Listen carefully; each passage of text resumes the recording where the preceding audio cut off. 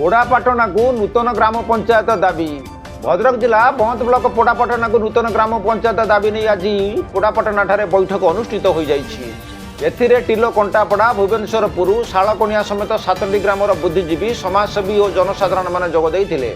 शिक्षाविद प्रशांत कुमार बेहरा आवाहकत्व में अनुष्ठित बैठक में वरिष्ठ नागरिक रवींद्र दास, बसंत कुमार कर, सुभाष दास, रमेश जेना, मनोज दास, रवींद्र ओझा, अशोक कुमार दास, शेख शौकत अली, संजय कुमार साहू, दिगंबर जेना, रमाकांत जेना, अवसरप्राप्त शिक्षक कैलाश चंद्र पेड़ा, पद्मलोचन दास, कलिंग दास, प्रशांत दास, बटकृष्ण साहू, नरेंद्र कुमार राउल, कान्हूचरण बेहरा, विभूति पल्लई समेत बहु जनसाधारण उपस्थित थे।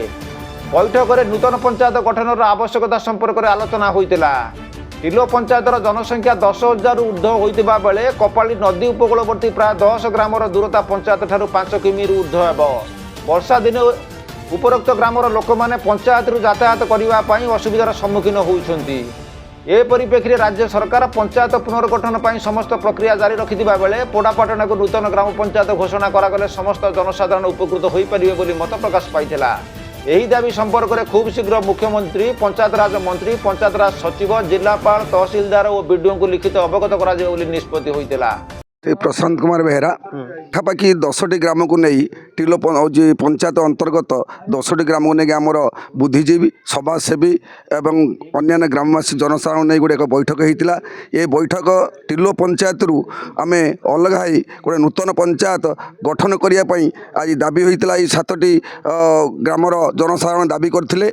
निश्चित भाव में यह एक सरकार निकट में आमर सुयोग्य दाबी अटे। कारण वर्षा दिन ठार आरंभ करी जो नूतन जो पंचायत आमर अच्छी टिलो पंचायत से पंचायत आम ठारू पाखापाखि 5 किलोमीटर दूर अवस्थित। विभिन्न समय यातायात कर कपाल नदी ऑब्स्टाकल होती। तेणुकर गाइडलाइन अच्छी इन्फ्रास्ट्रक्चर करने ग्राम पंचायत गठन करने आम समस्त जनसाधारण माने आज जो बैठक उपस्थित थे से कहले पोड़ापाटना को एक नूतन ग्राम पंचायत गठन करने से दाबी जनइले।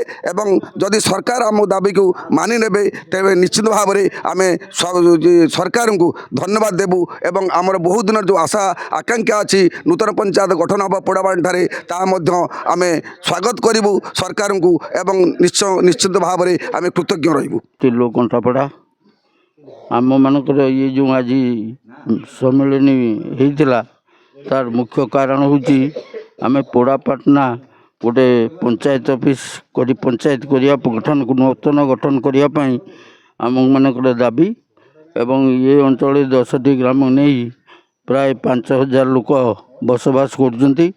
टिलो पंचायत यातायात नई कपाली नई जो बाधा सृष्टि करा लोक सुविधा सुजोग सरकार को नहीं पारना से सरकार सुविधा सुजोग नापी एक पोड़ापाटना ठारे एक नूतन पंचायत गठन करागले समस्ते खुशी हे और सरकार को धन्यवाद जन। बसंत कुमार कर पिता हरिचंद्र कर ग्राम भुवनेश्वरपुर शासन।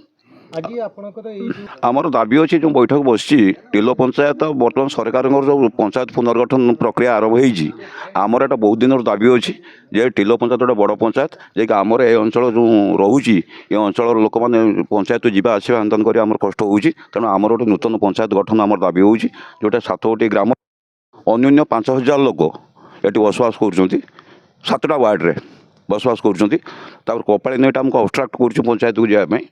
तेणु से जो आम चाहूँ पोड़ापाटना ठार गोटे नूतन ग्राम पंचायत यही सब ग्राम को नहीं गठित हेले आम बहुत खुशी हूँ आ सरकार कृतज्ञ रही।